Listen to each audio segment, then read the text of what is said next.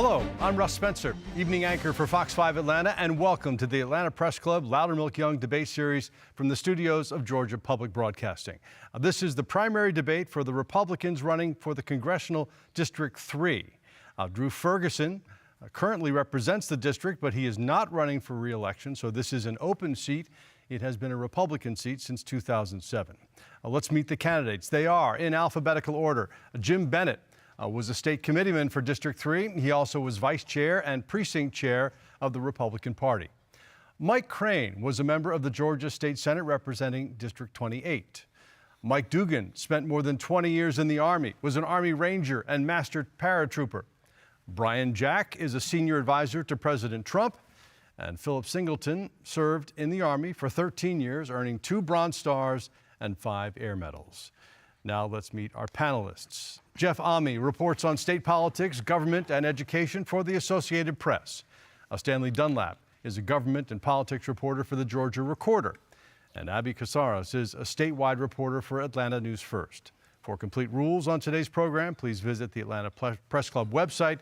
That's atlantapressclub.org. Now, to begin the debate, each candidate will get one question of a specific panelist, and they have 60 seconds to give their answers. Stanley Dunlap, you get the first question for Brian Jack. Good afternoon, Brian. As the senior advisor for President Trump, or former President Trump, you've earned his endorsement. But the question is, how would you sell yourself if you did not have that endorsement as the best candidate for the District 3 Congress? Well, thank you for that question. I'm grateful to be here. And before I begin, I just want to thank everybody on this stage. 48 hours ago, my father had a health emergency, and every single person on this stage reached out in prayer and support. He's on the road to recovery, and I think that speaks volumes about y'all's character, so thank you. To your point, I've been endorsed by President Trump in this race, and I worked for President Trump for the last 8 years. I served in his White House from the first to last day of his administration as the White House political director. And to sell myself, I think that I would look at the record of accomplishment and success that we had and we delivered in that administration. We had the most secure border in American history. We had unbelievable tax cuts that led to a booming and growing American economy, and we appointed and confirmed conservative Supreme Court justices and judges up and down the federal bench. I was proud to work with him by his side for those 4 years in the White House, and that's the exact same type of character, integrity, and loyalty you'll get from me if you elect me to Congress. Thank you very much. Mr. Jack, thank you. Jeff Ame, please ask your question of Mike Crane. Yes, Senator Crane, I have heard you talk about how the solution to our country's problems is for people to change their hearts. How are you going to accomplish that by running for Congress? Very good question, and thank you for listening, because at the end of the day, it really is how we change a nation. But as a legislator, you do that just by your leadership style and how you impact the people around you. I think people respect and relate to a very genuine and authentic person, and that's why, as having been in the district for over 35 years, building our district one house at a time, one business at a time, one relationship at a time, I've won hearts. I've never had to advertise for my business. I've never had to go find work. It's always been there for me because that's how people relate. We change hearts one at a time. Senator Crane, thank you. Abby Kousouris, your turn to ask a question of Philip Singleton. You were known as an oppositional figure in the state house. What would your leadership be in Congress? Thanks for the question. So it is interesting. I'm not an oppositional guy, so I take a soldier's approach to everything. You know, I fought for freedom and liberty in combat as an American soldier, and I spent most of my adult life serving in the Army. And then since I got out of the Army, I've spent the rest of my adult life serving in the legislature. There certainly is, on the battlefield, you know where your enemies are. So the one thing I always knew when I was in combat, when somebody was trying to kill me, I always knew who the enemy was. The difficult thing that I have found as a member of the legislature is you don't always know who your enemy is. And so you go and you fight for the principles that you believe and you stand for. I'm not someone that fights against people. I fight for good policy. But the good news, what I have found is I always know who my friends are. I always know who I'm fighting for, and that's the people who elect me. So as a representative, both in the state legislature, I was extremely effective at getting things done, even when I was under attack by leadership. And I was able to do that because I focused on the people who elected me and the things that are important to our country. Mr. Singleton, thank you.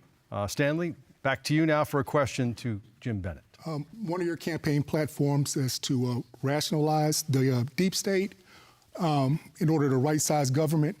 Can you elaborate on what you mean by dismantling the deep state and how you would hope to accomplish that in Congress? Absolutely. One of the primary, I was a businessman for 21 years with Trintex and Carlisle in Bowden, Georgia, and later on the national team for Carlisle. I was a global commodity manager. And in that position, we frequently go through and we find what works and what doesn't. And you right-size the business. When you right-size a business, you're getting rid of the things that don't work and you're amplifying the things that do. The same needs to be done to our government, and I think I'm a great choice to do that, or to at least help in that manner. When you look at our government agencies, if they're not efficient, then they've got to be reduced in size, and the efficiency of the parts that are acting efficiently need to be accelerated. And that's what I mean by that. It is removing what isn't working and supporting what is working. Mr. Bennett, thank you. Jeff, you get the final question in this round to Mike Dugan. Senator Dugan, on the campaign trail, you talk a lot about the accomplishments that you were able to do in the state Senate when you were the majority leader. Yet your colleagues did not re-elect you to a leadership position. Can you talk about why that is? Sure. Thanks, Jeff. So the time he's talking about, there was 4 years that I served as the majority leader of the Senate, and we'll talk about a lot of the accomplishments that we had while I was majority leader. I was not selected by my peers to be the pro tem, but 21 of my Senate colleagues within 2 days after my announcement endorsed me for this seat. That's 21 out of 31 Republican senators in the state Senate endorsed me. I think when you talk to them, what you'll hear is they liked me a lot in the policy role that is what the majority leader is responsible for, not the administrative role, which is what the pro tem is responsible for. Senator Dugan, thank you very much. And that concludes the first round. The candidates will now ask a question to each other. The candidate who asked the question will also have 30 seconds for rebuttal. You may pose your question to any of your opponents. And Jim Bennett, you get the first question to an opponent of your choice. All right. This is the part that we candidates actually don't enjoy very much because we tend to like each other here. But Mike, I'm going to come right back to you, Mike Dugan, that is. You've consistently touted your leadership on the floor in the Senate, and we appreciate that and we thank you. But one of the major issues that your constituents have is that we're still using voting machines in Georgia, and I believe a vast majority of them would prefer not to have that. You passed a lot of voting legislation. Why weren't we able to get rid of the voting machines here in Georgia? Thank you, Jim. We did pass a lot of legislation. I think Jim is referring to Senate Bill 202, the Voter Integrity Act that we passed in the 21 session, off the top of my head. It covered everything from drop boxes to absentee ballots.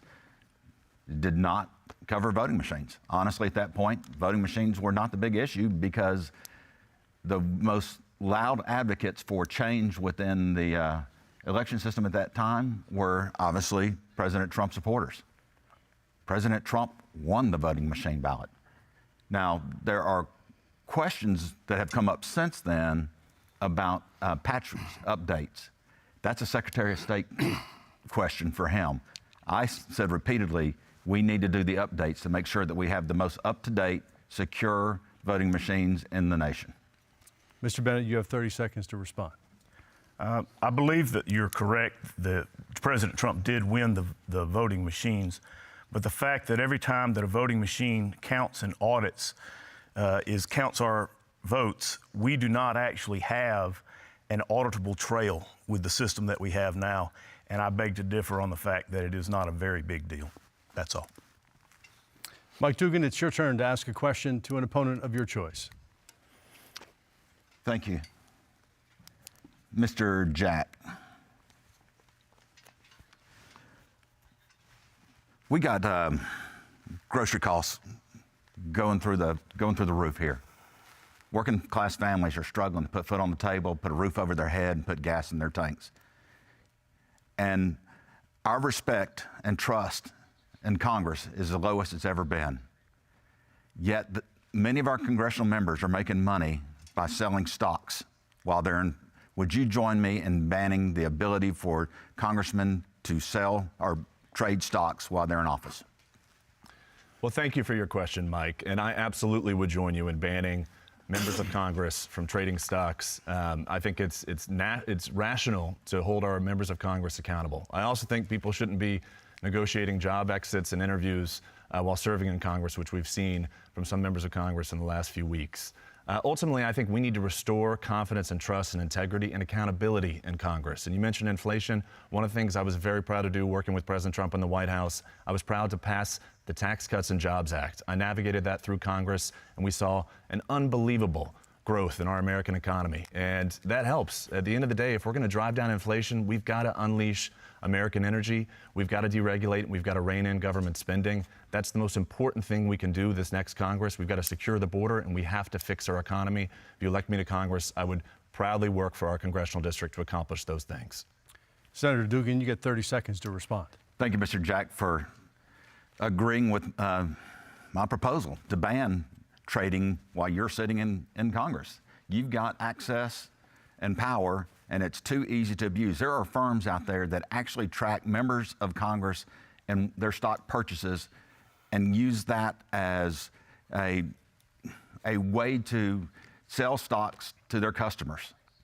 If you send me to Congress, that'll be the first thing that I do is to prevent our elected officials from buying stock and putting faith back in our elected officials. All right. Mike Crane, your turn to ask a question. Very good. Thank you, Russ. You know, really, if I ask any of these guys a question up here, I kind of already know the answer, and they're going to tell you something you'd like to hear. So I'd really want to ask the question I don't know the answer to. And that question goes to the voters out there. Starting even now, as this is being aired starting tomorrow, you get to decide who the next congressman from the 3rd District is going to be, certainly on the Republican side. And so my question to you is, do you want to take responsibility for that vote? Or do you want to let Washington and the D.C. insiders do what they've done for the last several cycles, and that is choose the next representative from the 3rd District? Senator, do you have a question for someone here on the panel? No, I wanted to ask the more important one, but that's my question to the voters. All right, fair enough. Thank you. Brian Jack, it's your turn to ask a question to an opponent of your choice. Well, thank you very much. I'd like to ask Jim Bennett a question. Yes, sir. Over the course of this campaign, you've had some pretty creative ideas as it relates to deregulation. And I want to ask, if elected to Congress, what would you do to help deregulate the American economy? The very first thing I would like to do is support Rand Paul's bill that would have Congress vote on any and all regulations that are created by the deep state that would affect the American economy by more than $100 million. I believe that Congress has abdicated their responsibility in this role, and that in the very beginning, that's the very first step we have to take. And then, as Mr. Jack and Mr. Trump did, remove as many regulations as we can. Would support President Trump in reversing and removing as many regulations as he can. They removed 8 regulations for every one regulation that was created, and I think that's an excellent first start. Mr. Jack, your response. And I think to that end, first off, I think it's a phenomenal idea to require Congress to pass regulations of a certain size, because at the end of the day, you have unelected bureaucrats in Washington, D.C. that are doing everything they can to stifle the American economy. As Mr. Bennett pointed out, we cut in President Trump's administration 8 regulations for every new regulation on the books.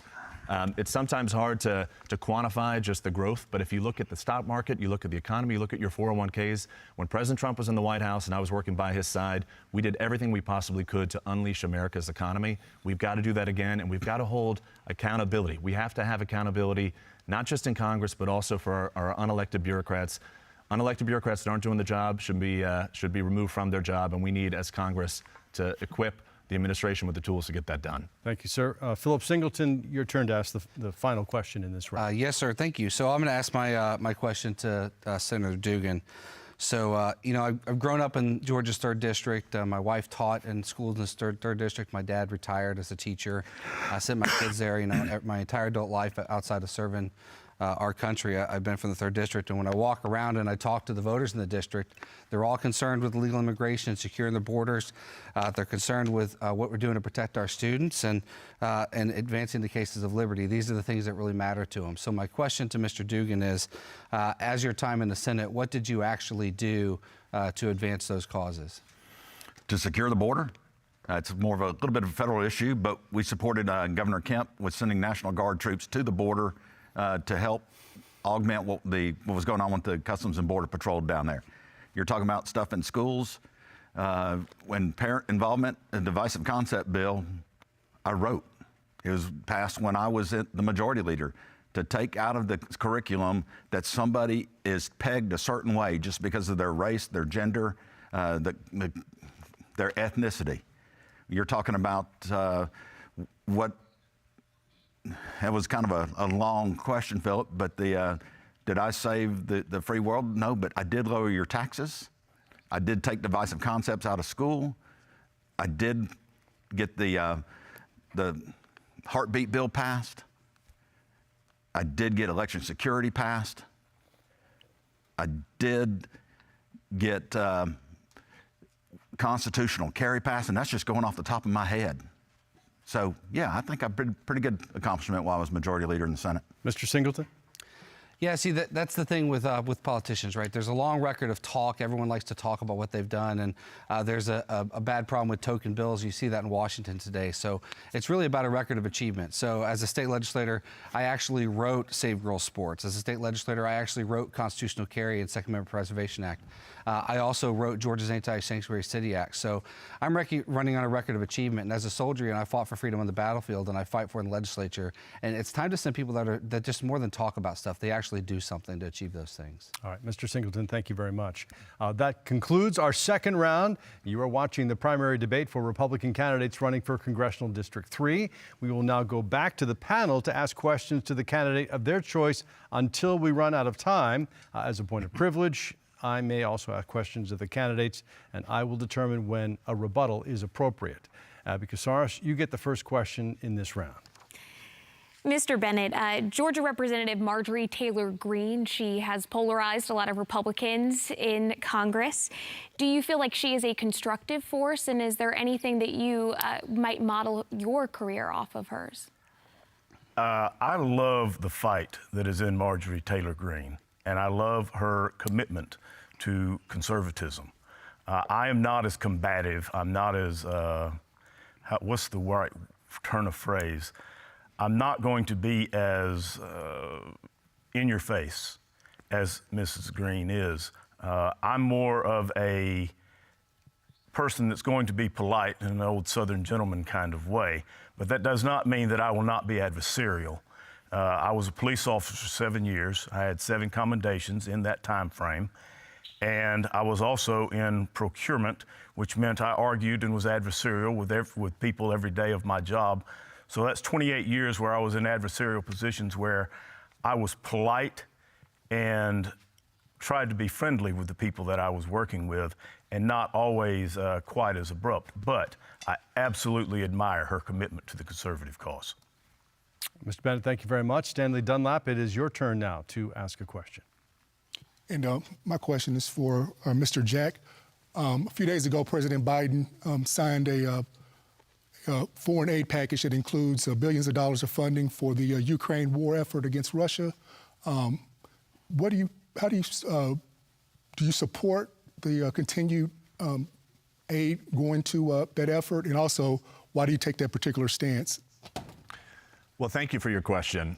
My concern with that foreign aid vote is principally, I just don't think the voters of the Georgia's 3rd Congressional District, I don't think our voters, our constituents, want to see more money going overseas before it goes to securing our border at home. When I was in the White House with President Trump, I worked with him to secure our border. I helped him find 400 miles worth of wall funding, and we funded and built 400 miles across our southern border. I worked with him to enact the Remain in Mexico policy, so that when people are coming to our southern border, you know, they're not admitted into the United States, given a card to say come back in 7 years and have your hearing. We did very constructive things in the White House over the 4 years I worked along his side to secure our southern border. I think the voters of Georgia's 3rd Congressional District want to see our border secured first and foremost. And as a member of Congress, you've got to reflect the will and the way of your congressional representatives and your constituents. You've got to do everything you can to reflect their will. I don't think the voters of this district would support that vote.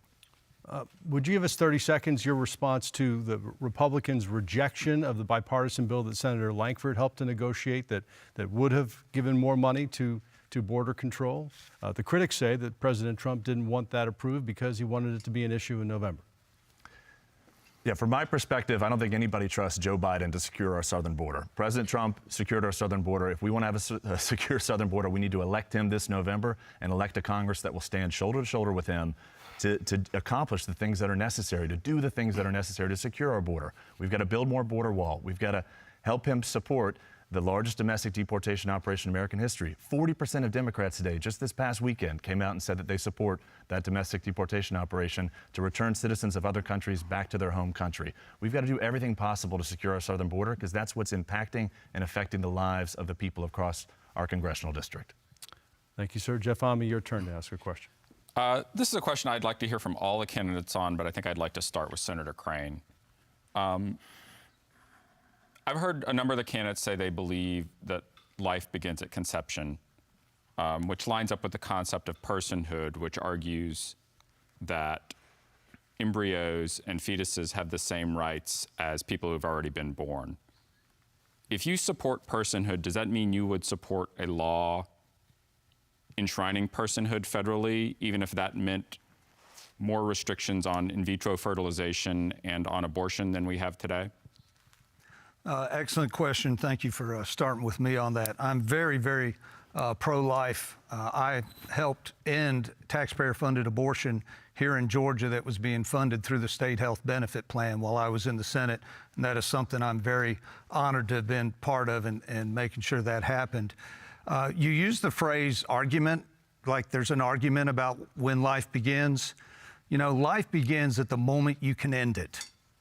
And I think as everybody in the 3rd District, at least the people I talk to, and I've talked to a whole lot of folks, what they tell me every day is that we should fight to protect all life and do everything we can to protect and preserve that. And I will stand in that position and help do that no matter where I serve. Mr. Bennett, what's your take? I'm against killing. I'm against 66 million Americans not existing because they're inconvenient. I'm against recreational abortion. I believe that life does exist at the moment of conception. There's no wiggle room for me. I'm a defender of life. I run to gunfire. I see no difference in defending a life that is just been conceived and one that is 35 years old on the side of a road. I am pro-life, period, end of story. Mike Dugan? I think you're going to find everybody here on this panel is pro-life. I mean, we're all strong believers in the pro-life movement. It's the heartbeat bill was an indicator of that. And we passed that, and I'm thankful that now Senator Ed Setzler brought that forward. The in vitro question, that's a deeper question than what we're talking about. I'm defending that person, that human, where there were 3 individuals, 3 humans involved in this decision, if you want to call it a decision. 2 of them had a say in the matter. The 3rd one did not. I will defend that 3rd one, that voiceless one, every time. Now, in Georgia, what we don't talk about as much is the need to help with women's health care to improve the infant and maternal mortality rate across our state. It's abysmal. That was also part of the heartbeat bill legislation that went through. So there is more than just one side of this issue. And we've got to figure out how to, while saving lives, save the mothers and the babies that are in the state now. Mr. Jack, the former president seems to suggest that Republicans might be hurting themselves politically on this issue. Well, I was proud to work with President Trump to nominate and confirm 3 Supreme Court justices that did what nobody thought could be done and overturn Roe v. Wade in 2022. And because of that decision, that landmark decision in the Supreme Court, Georgia leaders were able to enact the heartbeat bill to carry forward and let the states decide, let the voters decide, let the citizens of our state decide what they want to do as it relates to being pro-life. I myself am pro-life, President Trump is pro-life, and I'm proud to have worked with him to appoint and confirm those 3 Supreme Court justices. And I'll just take another note to applaud the people in our legislature that heard and listened to the voters within the state and their respective state Senate and state representative districts. That's what our congressmen should do. They should listen to the people in their congressional districts. They should listen to the people they represent. Let them give them the orders and go to Washington and fill them out. Mr. Singleton? Look, I'm proud to be running to represent the people of this 3rd district, not D.C. elites and not a president. So it's important to understand where the people of 3rd district are. And first of all, it wasn't a good question because what it's doing is it's playing off of fears to try to divide our people. So what they're talking about is the Dobbs decisions that fundamentally change the ability for the legislature to legislate on this issue. The argument right now is, should Congress deal with it at the federal level or should they push it down to the states? I believe the Constitution says life, liberty, pursuit of happiness. These are fundamental roles of the federal government, so we should legislate on it. And life begins at conception, full stop. If you believe that life begins at conception, then we should want a government that fights to protect the innocent life at all times. And that's from conception to natural death, and that's important. But the left is talking about this Alabama Supreme Court ruling on IVF, and they're ignoring the fact that the conservatives in Washington right now, the Republicans that are truly fighting for life, they're fighting to make IVF accessible. And there's this fear-mongering that's going on. And as a conservative Republican, I'll never concede the narrative of the left to try to be able to win points for them. I'm just going to tell you the truth. All right. Mr. Singleton, thank you very much. Abby Kousouris, your turn to ask a question. My question is for Mr. Dugan, and anybody can respond to this question afterwards. But a recent Gallup poll showed that Americans are getting increasingly frustrated with Congress. They say that they don't feel like anything is getting done. When it comes to compromise, do you feel like there's something that you would like to compromise with Democrats on, or how would you do so? It's not even just compromising with Democrats. We've got to compromise within groups within our own party. We are a fractured party. Congress has not gone well for a while because we are so fractured. Nobody will talk to anybody because unless you can get a home run every time, you're not successful in the minds of some. And that's just not the way any organization works. A Republican in Western Georgia is not going to be exactly like a Republican in Northern Massachusetts. But they're both Republicans. They both have an end goal. But until we can stop the infighting, both between parties and within parties, we're not going to get anything done. And it's nice to be able to say, I'm so conservative, I vote no all the time. That's accomplishing nothing. We got to work together with the elected officials that represent the constituents from all over the different precincts of districts within the nation and actually accomplish what the people are asking us to do. All right. Anybody else want a shot at this before we move on? Mr. Singleton. Yeah, again, the language matters. So what you want is cooperation, not compromise. So you never compromise your principles. And there's people that will try to shame you into doing that. Washington, D.C., as a chief of staff in Washington, I know firsthand, and I take a soldier's approach to everything, there's always an interest that has an interest in drafting legislation and making something move. And I got to tell you, that interest is almost never in the best interest of the people of Georgia's 3rd District. And so the great irony of this question is a lot of times Congress not getting anything done is actually to your great benefit.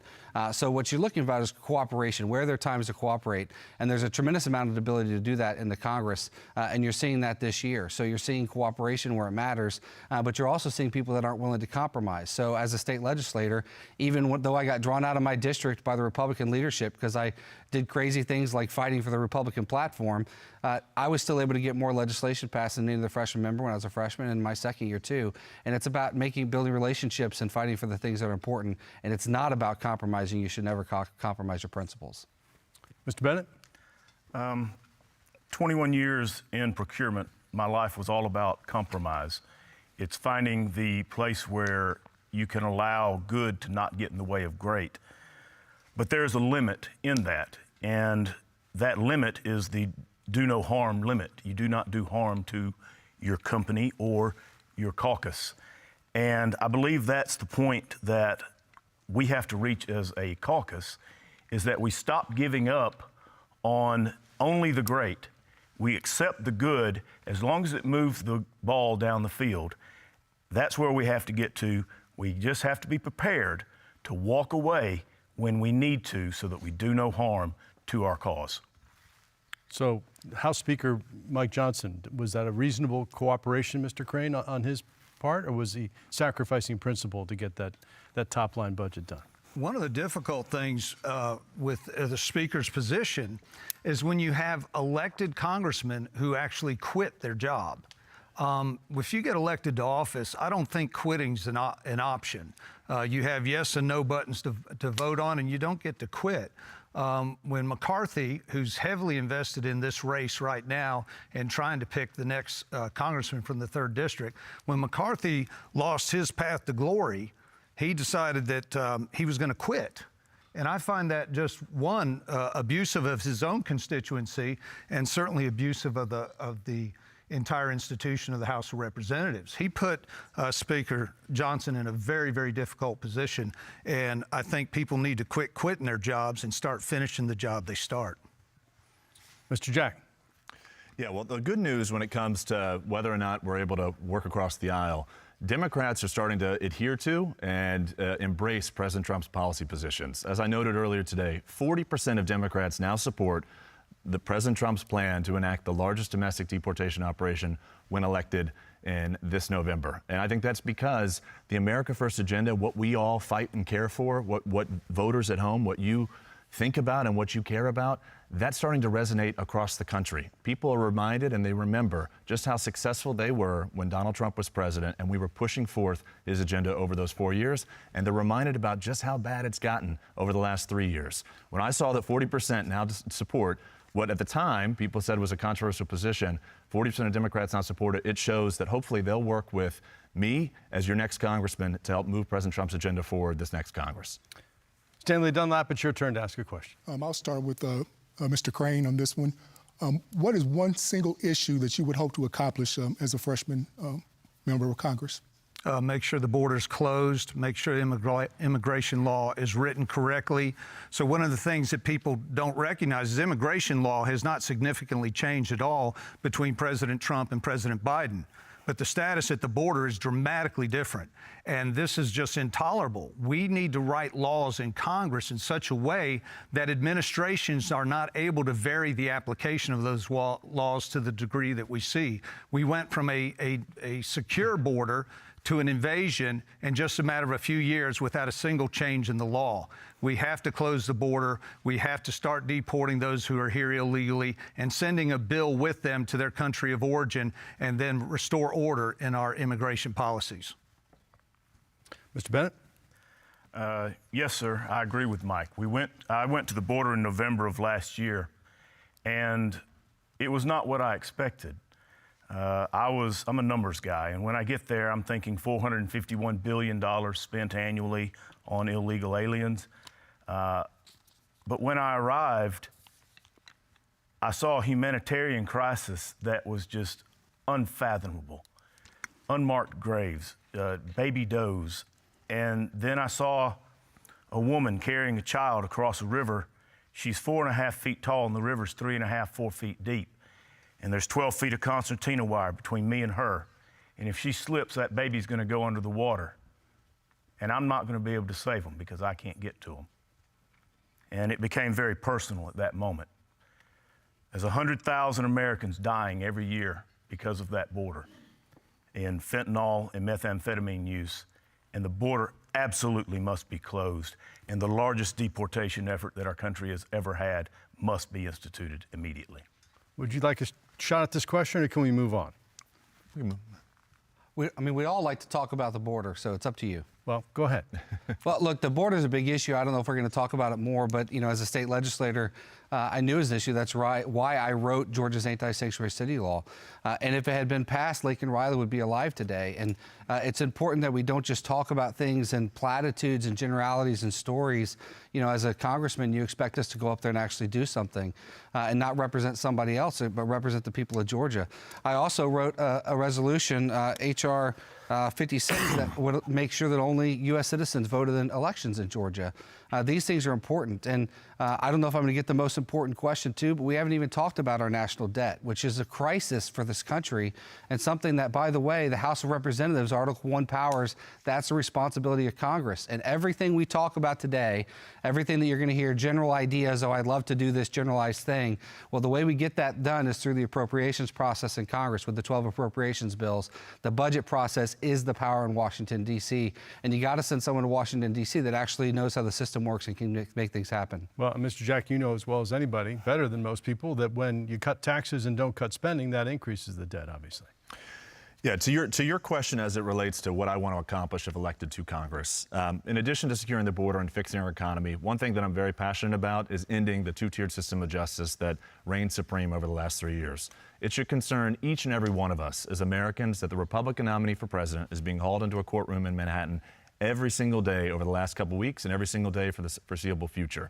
There's a two-tiered system of justice, and we, as in Congress, if you elect me to Congress, we have two tools to hold those accountable that are purveying that system of justice. You can use the power of the purse, as Philip mentioned, and you can use the power of the subpoena to hold those accountable. That's one thing we must do this next Congress, is end this weaponization of justice and restore integrity and confidence in our justice system. Thank you. Senator Dugan? Yeah, everybody's going to, Phil's right, everybody's going to talk about the border. They're going to want to discuss that to no end because it's not just a humanitarian crisis. It is a humanitarian crisis, it's a local law enforcement crisis, and it's a national security crisis. When I was down there early January, meeting with a group down there, they said, which wall do you want to see?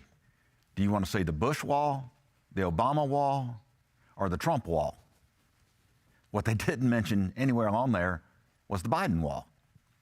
And we have a president and administration now that is actively working against states trying to secure their own borders because they feel the federal government has failed them. We can't continue to do that.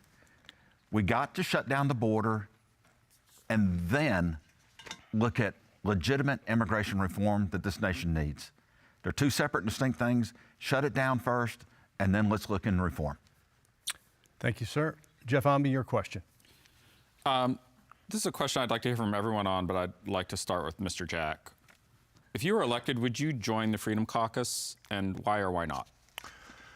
So if elected, I would want to ask the voters of our congressional district, would you want me to join the Freedom Caucus? One thing that would concern me is I don't want to hand my vote over to anybody else. I want my vote to belong to the voters of Georgia's 3rd Congressional District. I'm proudly endorsed by Jim Jordan, the founder of the Freedom Caucus. I'm endorsed by President Trump in this campaign too, and that's the conservative voting record you could expect to see from me. But ultimately, I'd want to ask the voters, if elected, do you want me to try to join the Freedom Caucus? And at the same time too, would the Freedom Caucus invite me? That would be up to them.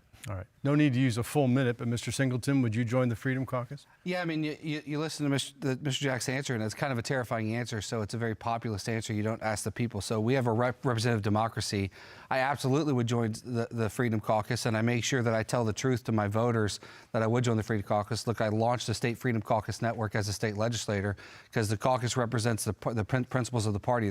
I call it the conscience of the party. And you see it in Washington, D.C. They're often the only ones willing to stand up and say, hey, wait a second, this is unconstitutional, which Congress often forgets to ask. The very first question is this the proper role of the federal government? Is this one of 24 enumerated powers? And if it's not, then they need to not do those things. So the Freedom Caucus is something I would definitely join. Senator Dugan, do you see yourself in the Freedom Caucus? I do not. I was asked this 2 Saturdays ago. I'm not going to Washington to join a fraternity. Just because you're not in the caucus doesn't mean you can't vote the same way a majority of the time. That just means that the people who vote me into the 3rd Congressional District, that's who I'm responsible for and how I vote. Not a group of people from another area who say, this is our position, this is the way we're going to vote. So, no. Senator Crane? Well, let's be clear. It's obvious that if whoever gets elected is going to join the Republican caucus, so we're all going to be members of a caucus. And the question is, would I join the Freedom Caucus if invited? I certainly would. The question I think you asked Russ was why. And the why for that is because right now the only caucus of members up in Washington that's actually trying to affect positive change for our nation, and particularly here for the 3rd District, is the Freedom Caucus. And I'd be honored to serve alongside them in shaping the future for our nation. Mr. Bennett? Absolutely. I would join without reservation if they'll have me. They are the most consistent and the most vocal and most conservative caucus in Washington, and I'd be proud to be with them. Okay. I have a question for all of you. The former president continues to insist that the last election was stolen. Let's put a fine point on this, a show of hands. Who here thinks that President Trump was the rightful winner of the election in Georgia in 2020? Okay, all of you. As you know, Secretary Raffensperger has told anybody who will listen that 33,000 Georgia Republicans voted for congressional candidates, Republican congressional candidates, and down the ballot and did not vote for President Trump at the top. 19,000 voted for Senator Perdue for his reelection, who did not vote for President Trump. The margin of error was 11,779 votes, as we know very famously. Where's the fraud? Mr. Jack, let's begin with you. Well, first and foremost, I think one thing that should concern all of us is in 2020, you had a radical overhaul and systematic change to the way 330 million Americans voted. And one thing I'd like to applaud Georgia's leaders. In the years since, they listened to their voters and they worked to strengthen our election system. One thing that we did not have in 2020 that we must have going forward is we must mandate proof of citizenship when you vote. American citizens should vote in American elections. It's a simple thing. Philip mentioned his work on that in the state legislature, but it's not codified at the federal level. We must do that. We must ensure that American citizens vote in American elections in order to secure our election going forward. And I applaud Georgia's leaders for listening to the voters and the concerns from years past to move the ball forward on election integrity. Mr. Singleton, as you know, it was Republicans in the legislature here who approved no excuse absentee balloting some 20 years ago in the state. Yeah, I mean, you're missing about 2020. You know, I was the only person in the state of 236 legislators that actually sued the state of Georgia with Vote of Georgia over the election integrity with the QR codes that were illegally on the ballots. But the whole point with that was try to get there were so many lawsuits that were brought, but we couldn't get discovery. And so you can go and you can count the same fraudulent absentee ballots over and over again, but little things like getting to count the ballot envelopes because it's a one-to-one. So if there are 100,000 ballot envelopes, you know there are 100,000 ballots that are legal. If there are 110,000 ballots, then you know 10,000 of them are illegal.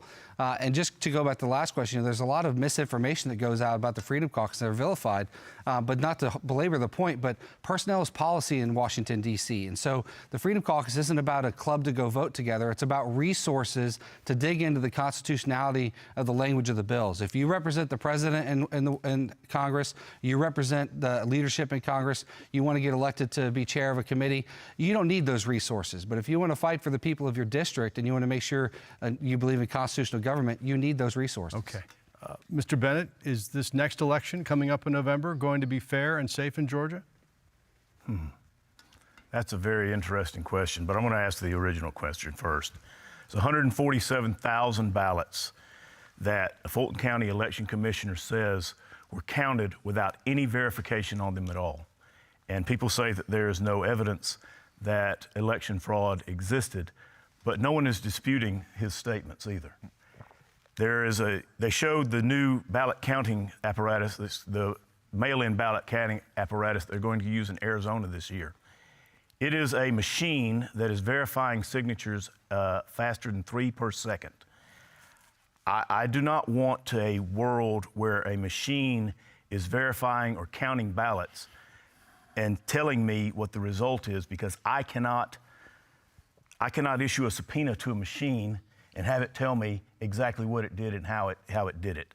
That's the problem. That's the fraud. And as long as the machines are in the sauce, then you're not going to know if your election is valid or not. Okay, fair enough. But the Secretary of State would say that hand counting would be less accurate. But Senator Crane, let's hear from you.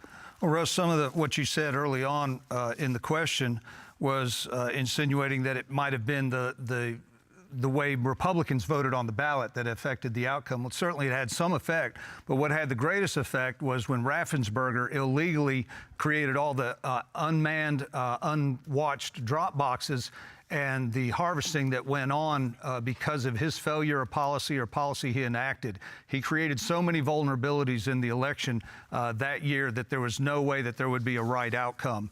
And what President Trump never got his day in court, which is an abomination and a smear on the state of Georgia that needs to be rectified at some point. Senator Dugan? Yeah, just one clarification. Proof of citizenship is the law in Georgia already for voting. So Right. I just put that in. The drop boxes and I seldom ever take up for Secretary Raffensperger. I will on this one. He wasn't the one that did the drop boxes. That was the counties. What we did with the drop boxes was do away with the way they were handled because they were an issue. What Secretary Raffensperger did do, though, was the mass mailings of absentee ballots that were not requested. That was not in our code. So all these things were addressed in 202 to rectify so it doesn't happen again. But even something as a signature match. We're out of time on this one. Sorry. Amy Kousouris, yours. Several of you guys on the stage, I've seen your comments criticizing Drew Ferguson and some of his critical votes. What would the members of District 3 be getting with you that they don't have currently in Congress? And I can start off with Mr. Jack. Well, the one thing I would do if elected to Congress is I would put my head down and do the job that you hired me to do as voters of our congressional district. That's what I did working for President Trump for the last 8 years. You never saw my name in headlines, despite working for him in the White House and the Oval Office those 4 years, because I put my head down and did the job in front of us. And I think that's the most important thing we can do as members of Congress is try to move the ball forward and push ahead to enact that America First agenda that unleashed our economy, secured our border, and enabled us to have the prosperity that we experience. So if elected to Congress, one thing that you can expect from me is somebody that's going to put their head down and try to do everything possible to adhere to your will and to adhere to what you want to see in our next Congress. Mr. Singleton, obviously at one point, Congressman Ferguson was a rising star in Washington. What would you do differently? This race is not about Drew Ferguson. This race is about who the people want to represent them. You know, it's funny, we're at a debate and trying to hear stuff. You know, SB 202 that Senator Dugan talked about codified into law the drop boxes. That was not in Georgia Code before. And Georgia Code statute allows legal aliens. It doesn't allow legal aliens to vote. It's not part of our Constitution, and it should be. You know, 49 states don't have a part of the Constitution. But what's important for you guys, and to directly answer the question you're asking, is it's about sending a member to Congress that looks you in the eyes and said, this is what I believe, and then doesn't go sit up in Congress and wait for an opportunity to vote on something aligned with what you believe so I can pretend like I'm a conservative. It's about someone that's going to go up to Washington and, as my record shows, take a soldier's approach and fight on the battlefield for what's best for you, and go up there and actually write legislation that's aligned with the values of the district that sent us. And it's important to have someone that's a warrior that can achieve those results, and that's what's important in this race. Senator Dugan? They do want somebody to go and represent their values, somebody that grew up in that district, somebody that's lived there, except for my 20 years in the Army, lived in what is now the 3rd Congressional District. As you know, it has changed numbers over the years. What they want is a proven leader that they can see, they can point to, actually got stuff done while serving in the legislature. Not somebody who's just a loud, squeaking wheel. Somebody that actually got results. Somebody that they know will stay in touch with them when they're gone, that won't disappear as soon as they get elected. That's what they're looking for. Senator Crane? Russ, I think it actually was a very good question. And I think, as I understood it, it was what should the people of the 3rd District expect different out of their next congressman? Well, if you elect me, what you should expect is somebody that doesn't go to Washington to get onto somebody else's coattails to make it to some higher office or some other thing. And when those coattails disappear, they go find the next best thing to do. They're not going to find that with me. I've been in the district for 35 years building the district. It's what I call home. It is my home, and I will come home all the time so the people of the 3rd District will see me on a regular basis. Mr. Bennett? I entered this race on July 4th, 2023, because specifically of Dr. Ferguson's voting record.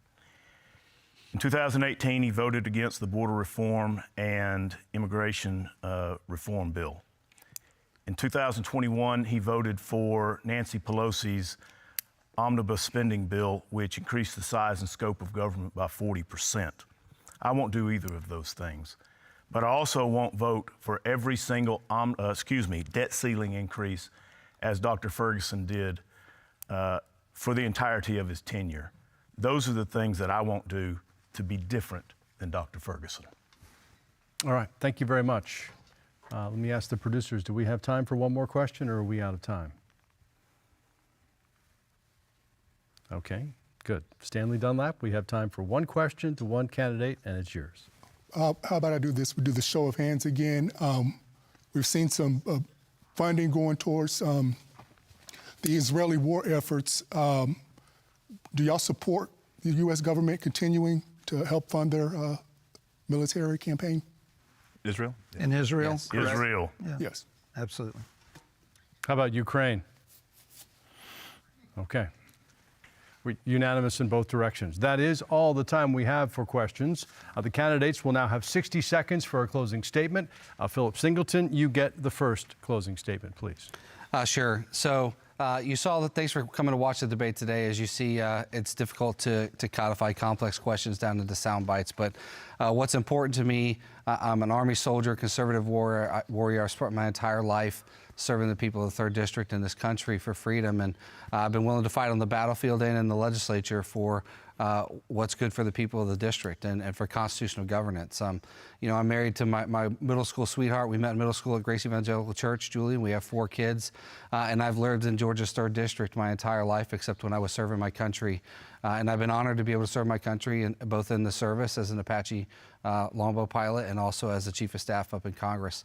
So it's important to be able to send people that know how to get things done. And don't buy into the rhetoric that you have to go along, get along all the time to get things done. Statesmanship matters. Reagan Republicanism matters. So I always will fight for issues and not fight against people. I always focus on what's good for the district, and I will always represent the people of Georgia's 3rd. So go to singletonforcongress.com, and I look forward to earning your vote.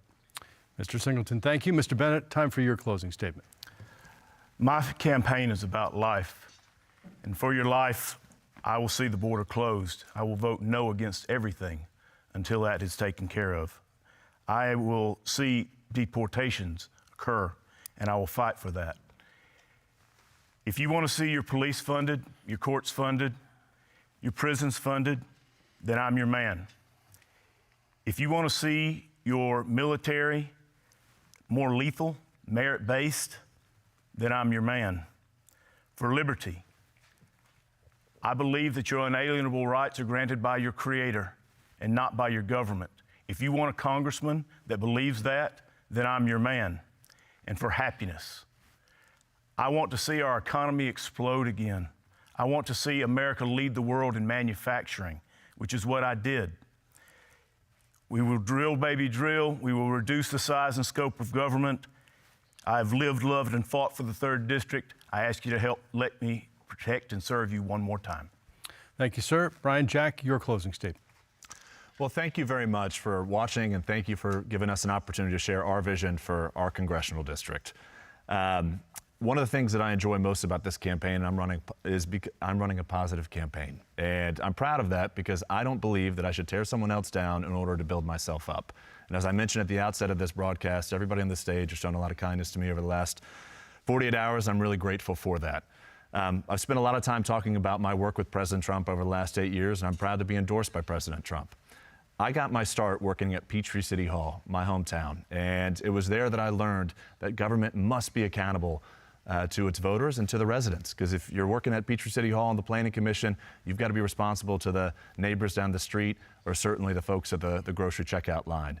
I think that's what we need more of in Congress. We need more accountability. And I encourage you to learn more about me and my campaign if you visit brianjack.com, and I would be honored to earn your vote starting tomorrow through May 21st. Thank you very much. Thank you. Senator Dugan, you're next. Thank you. As you've heard up here, everybody up here is a strong conservative. The difference is I'm the only one that's actually worked and delivered results. I'm not just going someplace to vote no all the time. I'm running for Congress because I've always been driven by a sense of duty and a focus on results. During my time as an Army Ranger, I learned a lot about leadership. I learned that leadership means making tough decisions. It means working for others. It means admitting when you're wrong and not making the same mistake twice. I carried those leadership lessons with me as Majority Leader in the Georgia Senate.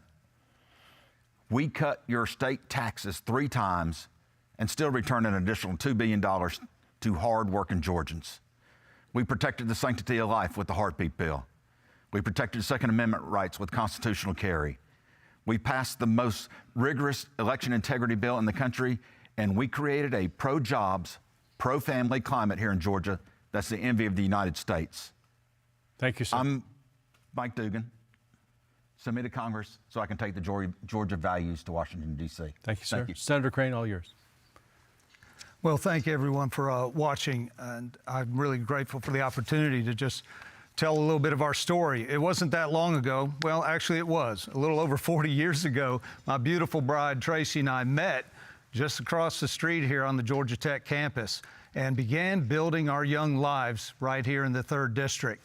We've stayed in the district and been just very honored to make it our home. 40 years ago, the world wasn't that different than it is today. The Iranians held Americans hostage in the Middle East. Communism was on the rise and a threat everywhere. Gas prices were out of control. Inflation was out of control. But then one thing happened. An election happened, and the world changed. We elected Ronald Reagan, and the entire trajectory, not only of our country, but the world was changed. This election is equally as important. I'm Mike Crane, and I'm asking to be your representative in Washington, not Washington's representative for you. Go to craneforcongress.com and find out more. I'd love to have your vote. Go vote early, and let's get the job done. All right, gentlemen, thanks to all of you for participating in this afternoon's debate. We appreciate you very much. And that does conclude our program. We'd like to remind voters that early voting begins April 29th. If you're watching it on the first day it airs on Sunday, that is tomorrow, and Election Day is Tuesday, May 21st. Our thanks to the candidates and to our panel of journalists. We'd also like to thank the Atlanta Press Club and Georgia Public Broadcasting for arranging today's program. For more information about the Atlanta Press Club debates, visit atlantapressclub.org. Again, I'm Russ Spencer. Thank you for joining us tonight for the Atlanta Press Club Loudermilk Young Debate Series.